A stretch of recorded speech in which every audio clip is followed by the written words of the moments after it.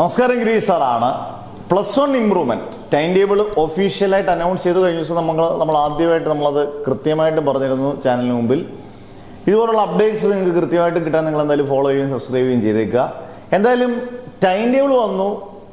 ഒക്ടോബറിലാണെന്ന് നമ്മൾ പറയുകയും ചെയ്തു, പൂജയ്ക്ക് മുമ്പാണെന്നും പറയുകയും ചെയ്തു. അതെല്ലാം അച്ചിട്ടായിട്ട് കറക്റ്റായിട്ട് വന്നു. കാരണം നമ്മൾ കറക്റ്റായിട്ടുള്ള ഇൻഫർമേഷൻ വെച്ചേ അത് പറയത്തുള്ളൂ.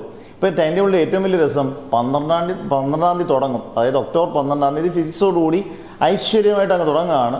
17-ാം തീയതി എനിക്കൊന്ന് കെമിസ്ട്രിയാണ്. ഇതിനിടെ ഗ്യാപ്പുള്ള സംഭവങ്ങളൊന്നും ഇല്ല എന്നാണ് സത്യം. 3 വിഷയം എഴുതാനുണ്ടല്ലോ, ഗ്യാപ്പുള്ള സംഭവങ്ങളൊന്നുമില്ല. പെട്ടെന്ന് നടത്തി തീർക്കുകയില്ല. നമ്മളിൽ ചില പരിപാടി ഉണ്ടല്ലോ, നമുക്ക് ഇത് ഇനി വെച്ച് താമസിപ്പിക്കേണ്ട, അങ്ങനെ നടത്തി അങ്ങ് തീർത്തേക്കാം.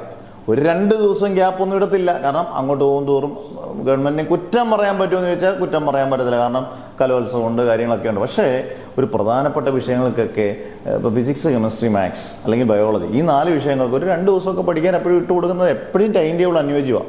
ഇത് കുട്ടികൾക്ക് ടെൻഷൻ ഉണ്ടാക്കുന്നതാണ്. കാരണം ഇപ്പോൾ ഇനി അങ്ങോട്ട് ഓണപരീക്ഷകളൊക്കെ കഴിയുമ്പോഴത്തേക്ക് സെപ്റ്റംബർ ആദ്യമാവുകയാണ്.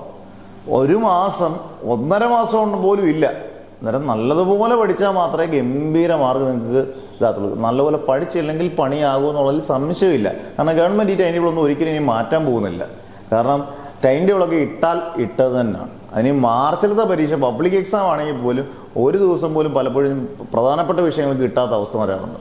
ഇത് ഗവൺമെൻറ് ശ്രദ്ധിച്ചാൽ നല്ലതാണ്. പക്ഷേ ഇതെന്തായാലും കുട്ടികൾ ഇനിയും കാര്യമായിട്ടിരിക്കുക. കാരണം ഈ ടൈം ടേബിളൊന്നും ചേഞ്ച് വരാൻ യാതൊരു ചാൻസും ഇല്ല. അതുകൊണ്ട് പഠിച്ചോളുക.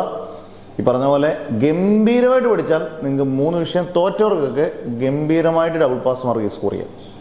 ഇനി തിരിച്ച് നല്ലപോലെ ഇമ്പ്രൂവ് ചെയ്താൽ നിങ്ങൾ ഉദ്ദേശിക്കുന്ന A+ ഒക്കെ മേടിക്കുന്നുണ്ടെന്ന് ഉറപ്പായിട്ട് A+, എയോ നിങ്ങൾ ഉദ്ദേശിക്കുന്ന ഗ്രേഡ് കിട്ടുകയും ചെയ്യും. ഉഴപ്പിയാൽ വളരെ സത്യസന്ധമായിട്ട് പറയാൻ നിങ്ങൾ ഉദ്ദേശിക്കുന്ന മാർക്കും കിട്ടത്തില്ല, ജയിക്കേണ്ടവർ ജയിക്കത്തുമില്ല. അതുകൊണ്ട് വളരെ ശ്രദ്ധിച്ച് പഠിക്കാൻ തുടങ്ങണം. അതുപോലെ നമ്മുടെ ബാച്ചസ് എല്ലാം, ഓൺലൈൻ ബാച്ചസ് എല്ലാം എല്ലാ ദിവസവും പുത്തൻ ബാച്ചസ് ഉണ്ട്. നിങ്ങളുടെ പേര്, ഡിസ്ട്രിക്റ്റ്, വാട്സപ്പ് നമ്പർ, ഏതൊക്കെ സബ്ജക്ട്സ് ആണോ, കൊമേഴ്സ് ആണോ, സയൻസ് ആണോ, ഹ്യൂമാനിറ്റീസ് ആണോ, ഏത് സബ്ജക്ട്സ് ആണെന്ന് പറയാൻ നിങ്ങൾ കൃത്യമായിട്ട് ക്ലാസ്സിൽ കിട്ടും. അടിപൊളിയായിട്ട് പഠിക്കാൻ ടെൻഷൻ വേണ്ട. ഇമ്പോർട്ടൻറ്റ് ക്വസ്റ്റ്യൻസും ആൻസേഴ്സും ഒക്കെ തന്ന് അടിപൊളിയായിട്ട് പഠിക്കാം. അന്നേരം ജോയിൻ ചെയ്യേണ്ടവരെല്ലാം മെസ്സേജ് അയച്ചേക്കുക. എന്തായാലും ശ്രദ്ധിക്കുക, കരുതലോടുകൂടി പഠിക്കുക. ഇനി തോക്കാൻ പാടില്ല.